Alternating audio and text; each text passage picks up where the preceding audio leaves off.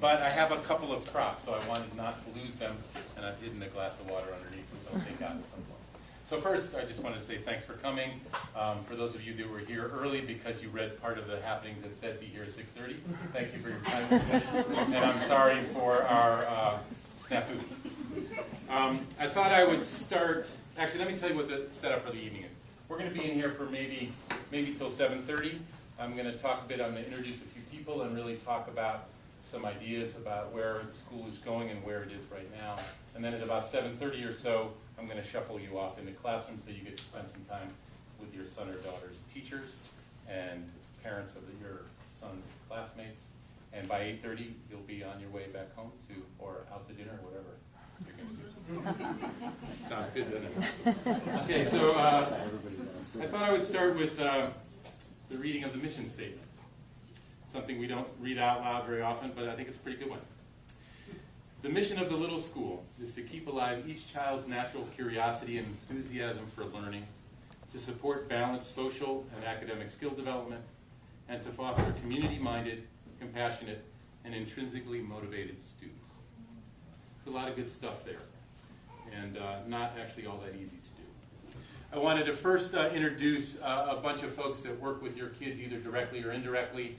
A school doesn't go well unless the people that work in it are good folks. So if all of you who are here, who work here, could raise your hand, because there are a good chunk of them. So these are great colleagues for me, and more importantly, they're good people for your kids. I also wanted to thank you folks that are parents and siblings and grandparents and other relatives. Schools really are about three groups of people: the people that work there, the people who bring children there, and then the kids themselves. So, thank you. I wanted to point out a couple things about kids, and actually if Alice and Matt would scoot a little bit to your right, sorry, or Neil or something. So I want to tell you a little bit about this. So this came from Melissa and Donna's class. Please take good care of the planet and the equipment on the big field. Yeah, that's it. That's a really great beginning. Please take good care of the plants and the equipment on the big field. So about, a couple weeks ago at a all-school sing, the entire class got up in front and shared that sign, but more importantly, sort of shared their encouragement and admonishment that we all as a community had to take better care of the stuff out there. And there are some things that are spectacular about that. The fact that 4- and 5-year-olds can stand up in front of 160 people, talk clearly, powerfully, thoughtfully, and about a community value and be community-minded, take leadership and responsibility. That's part of what we're working on here. To me, that's very important. Ties directly to the mission statement about community-minded, compassionate, motivated students. So here's another example, and then I'll do less reading. This was shared with me by a parent of a student who is applying to an independent school for middle school. So some middle schools ask students for essays that they get to write at home, and sometimes those essays are written on the spot at school. Regardless, I'm going to read this and only change the person's name, so that's all I'm going to do differently. Here was the request from the school. Tell the story of an incident that makes you feel proud of yourself or of someone else. In my school, so that's this school, in my school our teachers emphasize the importance of mentoring the younger children. One way we can do that is to give up our free time to help in a younger classroom. In the past years, I've always helped the same teacher for 1 day a week for a half hour, but last year I decided to change my usual schedule by doubling my time to 2 days a week and changing teachers, helping a new teacher at the school who is teaching 5- and 6-year-olds. Most of the time the teacher asked me just to play with the kids while I was there, and for 1 hour per week I got to be 5 again, just a little more sophisticated. At the end of the year, on my last visit, they surprised me with a celebration, giving me a book they had made full of their handwritten compliments for me and a Frisbee with all of their names. They did a lot of things like that for me throughout the year, from singing happy birthday on my birthday, to group hugging me, to making sure I just didn't leave. Their parents told me their kids wouldn't stop talking about me, and I was someone they looked up to. They said their kids called the day I helped in their classroom Sam Days. Name has changed. The day they celebrated me. I realized that I had made a difference in their lives, Now they will have me in their back of their minds for the rest of their childhood, and that makes me feel proud of them and of me. I just think those are two examples of where we start with kids and where we, in some ways, end up with them, and the good and important things that we're working on. So, I'm going to talk a little bit about some things that we are working on currently and some things that we are working on looking into the future. And when I say future, I mean the next 3 months to 3 to 5 years. So some of them will be solid and fixed, and some of them will be more ideas in the generative form. But I'm going to start with the stuff that's now. And I made these really groovy things to just sort of highlight what they are. It also helps me remember the order in which I want to go. There it is. Communication with families. So one of the things we've been working on is report forms. So 3 times a year you get written reports about your son or daughter. They get mailed home and shared with you in conferences. And last year we made a new report form in the winter, got lots of feedback from parents and teachers, some of it positive, some of it not, and but all of it was thoughtful. And so we put all that together and have come up with a new form that you'll be seeing with your children from your teachers in a couple weeks. And the idea behind them is to give you some very specific information about how your child is doing socially, emotionally, cognitively, and in a partnership mode so that you understand what we see in your child and we understand what you hope for your child as well. Related, we're doing some thinking about different ways to do conferences next year and beyond. Currently what happens is conferences happen in the middle of the school day. Teachers come out of the classroom, teaching assistants come in, and you do a one-on-one following your observation. It's a wonderful time to follow observation and conferencing as a partner. The downside is, I think, that it pulls your son or daughter's teacher out of the classroom between 10 and 15 times for up to an hour throughout about a 4-week period. That's a lot of time that the classroom is without the teacher. So next year, we're going to try having earlier dismissal days, like many schools do, and have conferences back to back to back. We're still going to encourage you and ask you strongly. I'll almost require you, but that makes me a little nervous, to observe, because that's a great way for you to be in conversation about what's going on with your child. So, reports. Thank you. What a deal. I should sing the Ricola song now. Good song.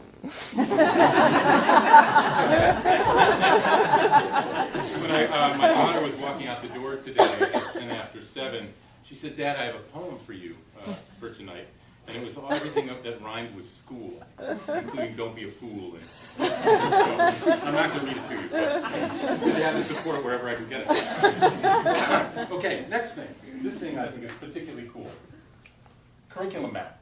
So in the history of the school, as far as I can tell, we've never had a publication that is shared with current and prospective families that tells you a little bit about where we are going with your child, whether they're 3 or 6 or 9 or 12. And it's divided up into different content areas and different age levels. If you checked your mail today or yesterday afternoon, you might have seen this in there with your contract, re-enrollment contract, and some other materials. I think this is really great. I am just really proud. It took a lot of work, a lot of people. It has lots of words in it.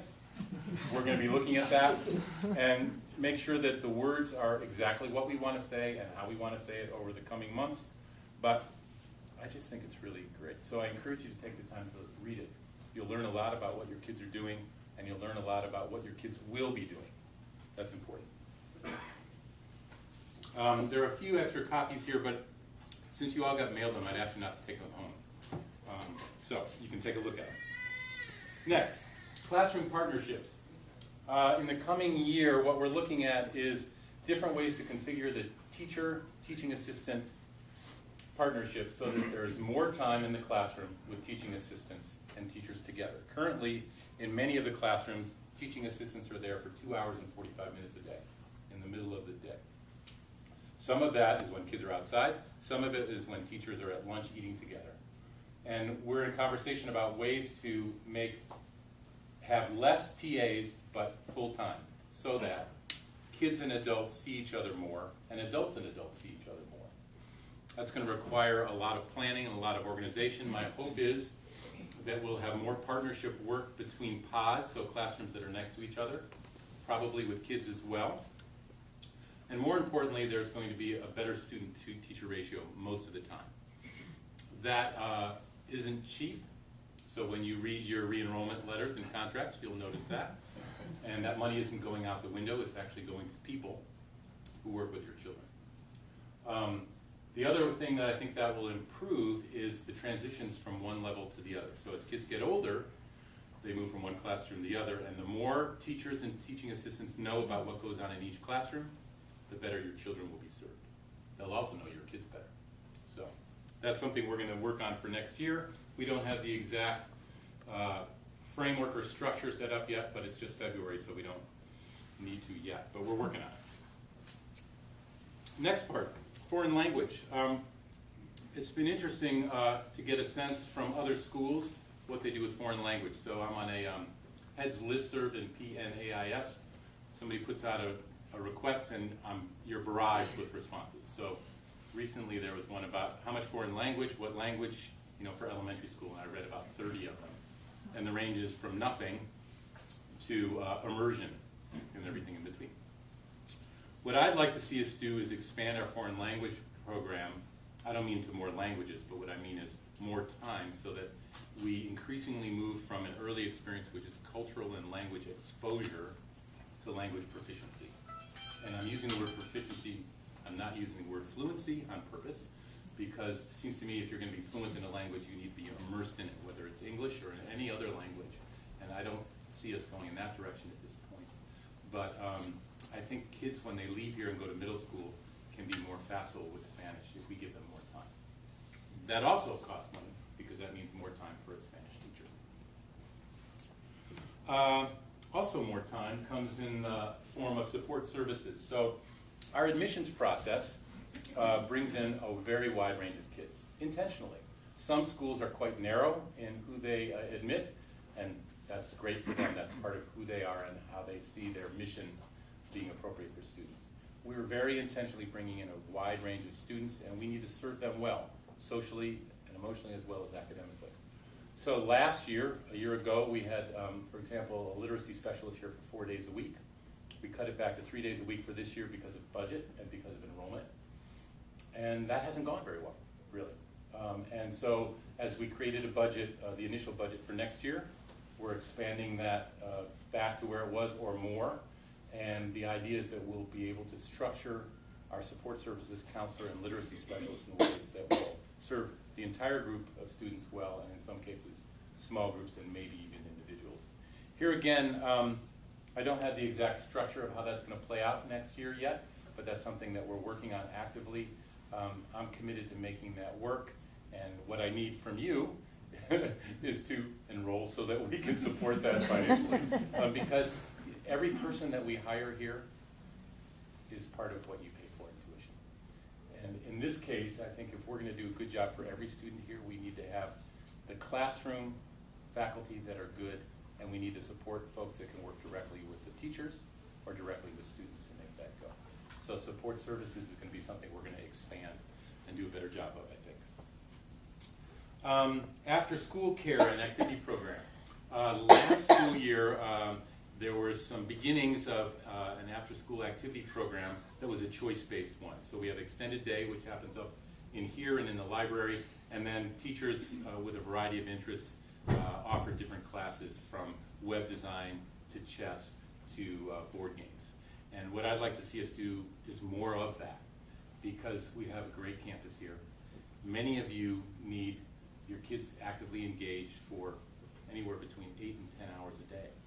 Many of you work, and I'd like to support that. And I'd like this campus to be a place where kids come and spend a healthy portion of their day happy and engaged. It unsettles me a bit when I hear that parents take their kid here at 3:15 and then go to another school or the Boys and Girls Club for activities. We should be doing that here. So we're going to be doing more of that. I would add on that the summer camp undertaking with Stephen Cates Camp is a piece of that too. It's a way to sort of expand our offerings, and if you haven't heard about that, when you look in your re-enrollment packet, there'll be a not a catalog, but a brochure, so check that out. Here's one that I'm really excited about, environmental science education. Every time that Barb and I take a tour with prospective students, there's always somebody that sort of is breathing a little heavy. Not because they're walking so hard, but because this campus is so amazing. It's just a gem. There isn't a single elementary school campus anywhere that I know of that has what we have. And we ought to be using that for learning and exploration. And a piece of that is the environmental, natural, and biological sciences. So what I would like to see us do in the next several years is do more of that. There's some parents in this room who have made some spectacular suggestions about having an organic garden here that goes from school to table, either to shelters or the Bellevue Farmers Market, for example, so that we're selling some of the edibles that we grow here. Spectacular. There's also lots of science that can happen in the dirt, in the woods, that we can do more of it. And a piece of that is creating a structure, a curriculum to do that, and a piece of it is staffing, and a piece of it might be a building.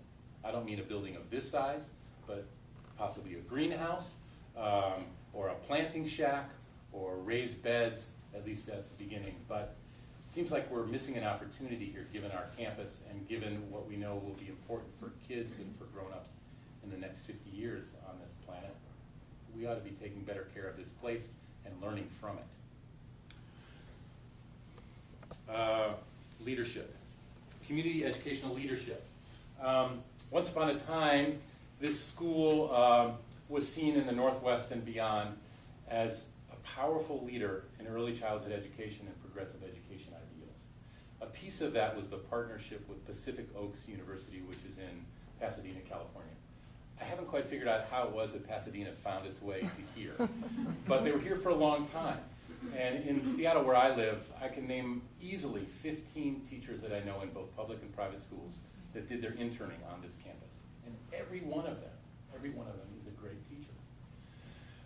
Several years ago, actually it's probably about 10 now, Pacific Oaks moved to Madrona in Seattle and then ultimately went back to Pasadena and sort of retrenched a bit. And we've been missing out, I think, on the opportunity to take a leadership role in education in the Northwest and beyond. So I think there are a couple of pieces to that. One is connecting with a local university or college so that we're involved in our teachers mentoring and teaching new and beginning teachers in a collegiate setting. Another way to go is to have active interns or residents on campus. I don't mean residents as in sleeping, but I mean, that's another conversation. To teach and work with our master teachers here and then go back to their college classroom or go back to other schools and share what they experienced here. I made a joke sort of about the residency piece, but you know, there are some days when I walk in the schoolhouse and think, now that is a great residential educational community house in the making. Change those rooms into bedrooms, which of course they were at one point, and have weekend educational forums where it's residential there. Nobody's doing that around here. I think we just have to decide what we're going to do and then go ahead and do it. And help the greater Bellevue, Seattle area see there's a lot of good stuff going on here, and the commitments and values and ideals of the little school that have been in place for 52 years are where the rest of the country is slowly but surely coming to, and so are other countries as well. So I would like us to be seen as a leader there. Another piece I'm going to jump to is related, has to do with community building.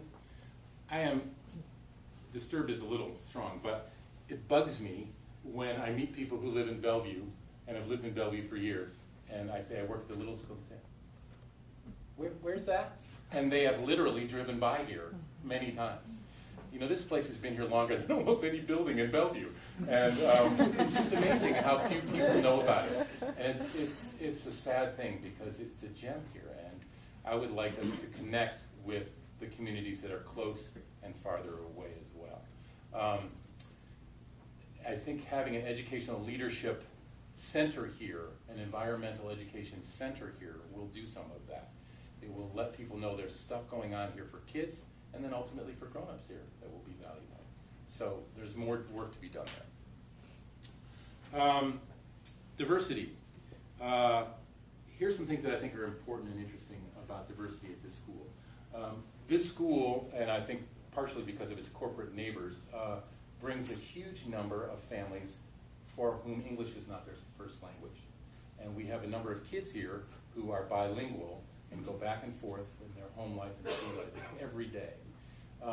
And so there's a cultural diversity that exists here that I think we ought to celebrate and take advantage of and learn more from. Ethnic diversity in a city that is apparently the most diverse city in the entire state is something we need to pay attention to and reach out into the Bellevue community in ways that makes this place known and accessible and welcoming for a wide variety of people. Today in the happenings that I wrote that you got sent later this afternoon, I listed a group of questions that prospective families asked during tours. And one of my favorite ones was, what's the little school policy about religion? So it's interesting, I don't know if we have a policy about religion, but I could talk for an hour about that easily. I didn't that day, but I did say to them that we have families on the one hand. Here's an example. In I think it's Jessica's classroom, I walked in a month or two ago and there was a question about, do you believe in God?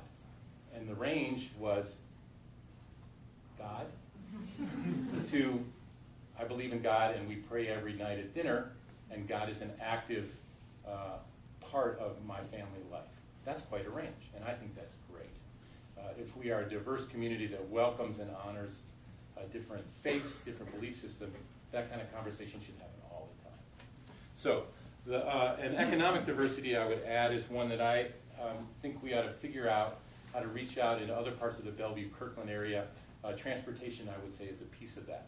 We've got a pretty decent size financial aid pot to pull from. It's 10% of our operating budget. That's pretty good. But the way that people get to this school is by car. Everyone comes by car. And the Bellevue bus system doesn't do us much favors in that regard, really.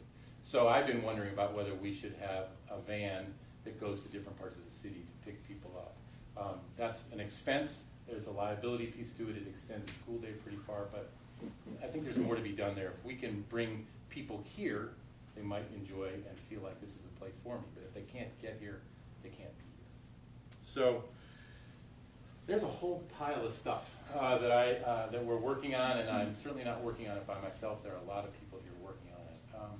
I think at the core of all of this is the health and growth and learning of your children and the children that will come 5 years from now and 10 years from now and beyond. There's some things waiting to happen here, I think. So I'm excited about it. I'm glad to talk with you about these individually. If you want some other time, I'm going to tell you a little bit about what's next, and I'm going to give you some few brief updates. In a few minutes, I'm going to send you off to your classrooms. I encourage you to enjoy what's going on with your sons and daughters. I bet a lot of your classrooms will ask you to write or draw or leave something for your kids. I hope you do that. It's one of the best things that they'll experience tomorrow. Here's a few just sort of general updates. Admissions. The admissions season is sort of winding down, and we have increased our applications to the school a little over 10%, which is spectacular. And one of the things that Barb and I have talked a good bit about is just the amazing depth and thoughtfulness of questions and observations that prospective families bring here. We have a lot to learn from them, whether they enroll or not, but it's one of my most fun 45 minutes in a week is those conversations, because they ask just such great questions. Computers and server. Last week and drilling into this week, our server has been down and not working well. Several people, a bunch of people have been working their behinds off to make it go. If you aren't getting stuff at this point, please let your classroom teacher know, or me know, or somebody know, so that we can work with Rain Networks to make that happen. Because it seems like, I bet we're at the sort of early 90% of getting back to where we want to be, but we won't know that you're not getting it, because I send stuff out and I assume you get it, and if you don't, if you get wind that there's something you're not getting, let us know.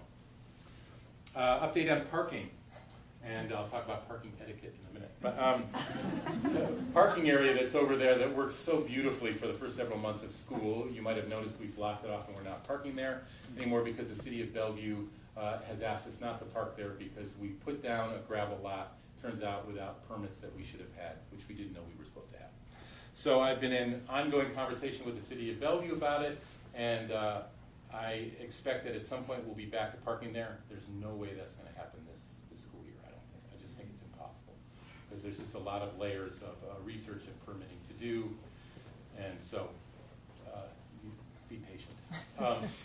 Jumping to parking etiquette, just some reminders. When you come in, and it's very tempting if you see a place as you're driving east, and there's a parking space on the other side, go around the circle for two reasons. Well, several reasons. One, it's just safer, because you may miss somebody that's coming at you, either walking or driving. And another reason is you'll get a better angle on your parking space if you go all the way around. I know it's a hassle, but if you move slowly, carefully, and follow that pattern, we'll get kids in the cars without getting hurt. Nobody's car will get dinged. That would be great. A couple other quick updates. March 2nd is 2 weeks from Friday, and we have no school that day. You have no school that day. We as teachers do. It's a rare opportunity when the National Association of Independent Schools has a national conference each year at the end of February.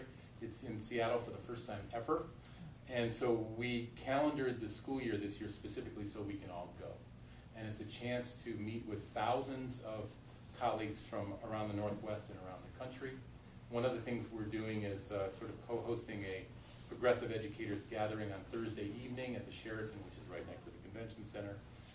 And I just think those kind of things are just great opportunities to hear speakers that you just cannot get here because they're too expensive, and get to mingle with, get to know folks in other schools that are similar and schools that are very different. So I know it's a hassle to have a day off for you folks.